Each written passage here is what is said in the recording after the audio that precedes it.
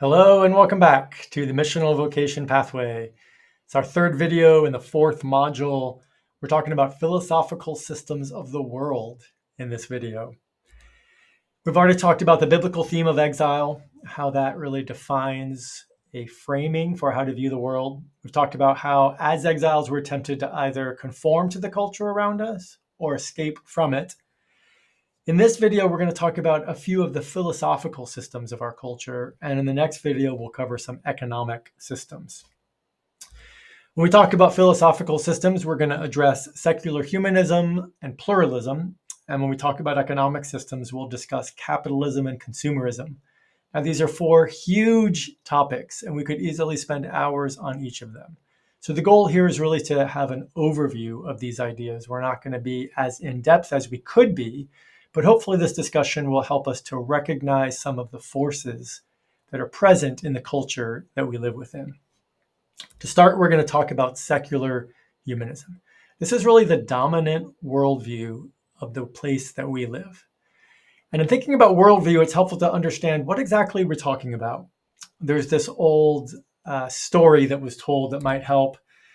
This is from a speech given by David Foster Wallace. He says, there are these two young fish swimming along, and they happen to meet an older fish swimming the other way, who nods at them and says, "Morning, boys, how's the water?"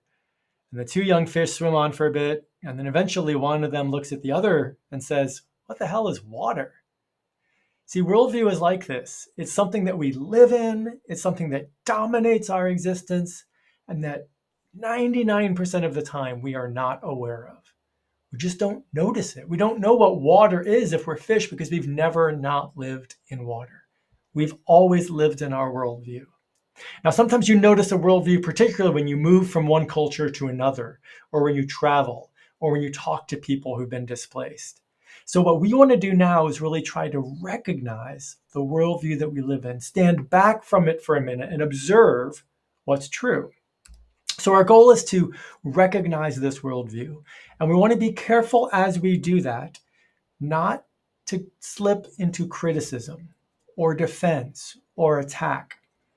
The prevailing worldview of our culture can rightly be described as secular humanism, but that's not an accusation. We're not saying that it should be something else, nor are we defending it by saying that it's a great way to view the world. Our goal at this point is simply to be descriptive. Just to step back and say, this is what's true of the culture. Subsequently, we can look at that and say, hey, there's some really great things about that worldview, and there are some really lacking parts to that worldview. For now, we are withholding judgment. We're not accusing, we're not defending, we're just saying this is the world that we live within. So we might define secular humanism this way. It's a non-religious worldview rooted in science, philosophical naturalism, and humanist ethics. So instead of relying on faith, doctrine, or mysticism, secular humanists use compassion, they use critical thinking, they use human experience, all of these things in order to solve problems. Secular humanists often promote values including integrity, generosity, fairness, responsibility. Secular humanisms believe that with reason and goodwill and the free exchange of ideas and tolerance, that humans are capable of building a better world for ourselves and for future generations. Secular humanists are prone to believe that through a process of value inquiry, of looking at a situation informed by science and reflective thought, that we can reach rough agreement concerning values. We can craft ethical systems that deliver optimal results in a broad variety of circumstances. Secular humanism is optimistic. It's the belief that we can make things better if we just really apply our reason to it. A secular humanist is someone who does not believe in the otherworldly tenets of religion, but does believe in the many noble and righteous things of this world, such as cooperation, reason, education, science, humor, inquiry, democracy, compassion, tolerance, imagination, open debate, human rights, and then some. That's a quote from Psychology Today. And if we were to look at that quote, we would affirm as Christians all of those things. We celebrate all of those things, except the lack of belief in otherworldly tenets. That's really the distinction, and that's what makes secular humanism so difficult sometimes to live within, is because so much of it is actually very compatible with faith. I would even argue that a lot of it was born out of a Christian worldview, and yet there's a denial of anything supernatural, of anything religious, of any kind of faith. That's why Mark Sayers describes the post-Christian world as wanting the kingdom without the king. It's describing a very Christian-looking experience, but without Christ. The American Humanist Association is an explicit organization trying to advance the tenets of secular humanism. They say that humanism is a progressive philosophy of life that, without theism or supernatural beliefs, that's my emphasis, affirms our ability and responsibility to lead ethical lives of personal fulfillment that aspire to the greater good. That last part is something we would really affirm, that we are, as Christians, supposed to lead ethical lives of personal fulfillment that aspire to the greater good. It's the rootedness that we might take issue with. So secular humanism is a comprehensive, non-religious life stance. It's not just about religion, it's about family, it's about education, it's about everything. It touches every aspect of life. And there's no spiritual belief behind it that orients a human life. It's a naturalistic philosophy. Nature is all there is. Reliable knowledge is obtained using scientific method, and we can find it. We're smart enough as humans to do so. It's a cosmic outlook rooted in science. The world is undesigned, unintended. We are simply beings possessing self-awareness and moral agency. And that might give us a responsibility to wield that well, but there's no other force behind it. It's also a consequentialist ethical system. What that means is that actions are to be judged by their results. Within ethics, consequentialism means that the outcome of my action is how I judge it. There's nothing inherently good or evil in my action. It's simply, what does it lead to? What's the result of it? Does the result promote good or harm people? There's no preordained right or wrong. Now, these are all the things secular humanism is, but it's helpful to realize what it's not. It is not atheism. It is much broader and comprehensive. Atheism is a particular religious perspective that there is no God. Secular humanism is a far greater, comprehensive worldview affecting everything. It is also not amoral. Secular humanists are very moral. There's a strong sense of ethics. They play a very large role in its philosophy. The difference is where those ethics come from. It's also not evil. Sometimes Christians can cast secular humanism as this evil empire, but it is not that. It is people genuinely trying to be good. It's not trying to destroy Christianity. It is not, for the most part, an organized movement or system. And it's not insidious. There's no agenda. There's no evil people gathered in a corner trying to take over the world. But it is pervasive. It is everywhere. And it affects us every day. That's secular humanism. I want to talk about pluralism next, because pluralism really connects with secular humanism. And when we talk about pluralism, we need to recognize that that word is used to talk about many different things. There's a political philosophy of pluralism. That's simply the acknowledgement that there's a diversity of political systems. There's a political theory, the belief that there should be different systems. There's a philosophy of pluralism, and that is a doctrine according to which many basic substances make up reality. Reality is not simply mono-substance. There's a religious pluralism where the acceptance of all religious paths as equally valid and promoting coexistence is how that's played out. And there's a cultural pluralism where we believe that small groups within a larger society ought to be diverse and provide cultural benefit to the whole. Think about this pluralism quiz. True or false? Christianity should be mandated as the national religion of the United States. Christians should have more access to rights than other religions.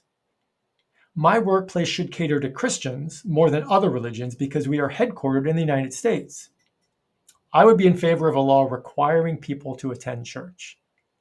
Converting to any religion other than Christianity should be illegal. Now, my guess is that most of us would not agree with many of these things. That there is a sense in which we recognize, absolutely, that we live in a society where multiple viewpoints ought to be valued, respected, and given equal rights. We would call that political pluralism. We could define that as a condition or system in which two or more states, groups, principles, sources of authority coexist. And we would affirm that. We want to be in a place where multiple viewpoints can coexist. Political pluralism is a political philosophy with the recognition and affirmation of diversity within a political body, which is seen to permit the peaceful coexistence of different interests, convictions, and lifestyles. Again, this is something that we would affirm. From the Aspen Institute, they would say religious pluralism is the state of being where every individual in a religiously diverse society has the rights, freedoms, and safety to worship or not according to their conscience. They're calling that religious pluralism. I would actually label that in this category of political pluralism. And the point here is we want to say that there is a kind of pluralism, a political pluralism, that we as Christians would affirm. We don't actually believe that we should mandate our faith on other people. We believe that people should have rights to believe and think and come to their own conclusion. That is a kind of pluralism that we would affirm. But then there's another kind of pluralism that we might not affirm, a religious pluralism. So John Hicks says that all religions tap into the same ultimate reality. They accomplish the same commendable goal of ethical transformation from self-centeredness to other-centeredness and reality-centeredness. He also says that all religions of some kind are the same in valuable respects. And from online, there's a question answered. Religious pluralism generally refers to the belief in two or more religious worldviews as being equally valid or acceptable. And that's something that as Christians, we would not affirm. We do think there is a unique source of truth, that there is something different about Christ, that Christ is actually a unique path towards salvation, and that Christianity and Hinduism and Buddhism are not the same, that there are notable, important differences, and that Jesus Christ is only found in one way. We could think about that category of religious diversity. How do we view other faiths along a spectrum? So on the one hand is the particularist. Only one narrow strand of religion is true.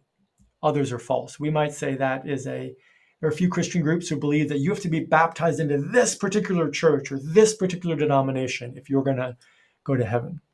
The exclusivist perspective would say only one religion is true, others are false. But within that religion, maybe there are different perspectives. The inclusivist would say all religions contain partial truth, but one religion has full truth.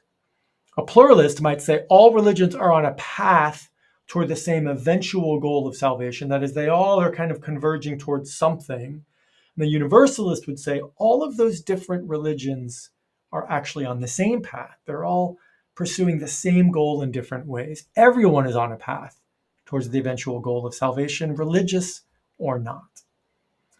You can kind of figure out for yourself maybe where your Christian faith puts you. I would say for a lot of us, it would be somewhere in the inclusivist to exclusivist, kind of somewhere in that realm, depending on how you're convicted. Going deeper in pluralism, Leslie Newbigin helps us to think about what that looks like. He says it has become customary to classify views on the relation of Christianity to the world religions as either pluralist, exclusivist, or inclusivist. He narrows it down to three categories. And I like his perspective because he says, in different ways, I embody all of them. He says, my position is exclusivist in the sense that it affirms the unique truth of the revelation in Jesus Christ, but it is not exclusivist in the sense of denying the possibility of the salvation of the non-Christian. That may be something you agree or disagree with. He says it is inclusivist in the sense that it refuses to limit the saving grace of God to the members of the Christian church, but it rejects the inclusivism which regards the non-Christian religions as vehicles of salvation. It is pluralist in the sense of acknowledging the gracious works of God in the lives of all human beings. That would be what we're calling a political pluralism, but it rejects a pluralism which denies the uniqueness and decisiveness of what God has done in Jesus Christ. All of this to say, what we want to do is recognize that we live in a pluralist culture but we want to be careful about how we're talking about that. We can summarize all of what we're saying by pointing out that for our purposes, we're talking about two different categories. One is a religious pluralism that claims all religions are basically the same. Each is a valid path to God, and we would not affirm that position. The second is a political pluralism that says a diversity of religions should be permitted. Each individual has the rights, freedom, and safety to worship or not according to their conscience. And that's a pluralism that we would affirm as Christians, that we want to live in a culture that gives all people equal rights. Well, we've talked about two different philosophical systems here. It's been a lot of material, but we've very lightly scratched the surface on secular humanism to recognize that that is the dominant worldview in our culture. And we've talked about pluralism, how there's really two ways of understanding that, one that we would not affirm and one that we would. Hopefully that sets us up well to understand how we're tempted to live or escape or conform within our culture. In our last video this week, we're going to talk about a few economic systems and again, try to scratch the surface to understand the culture we live in. Thanks.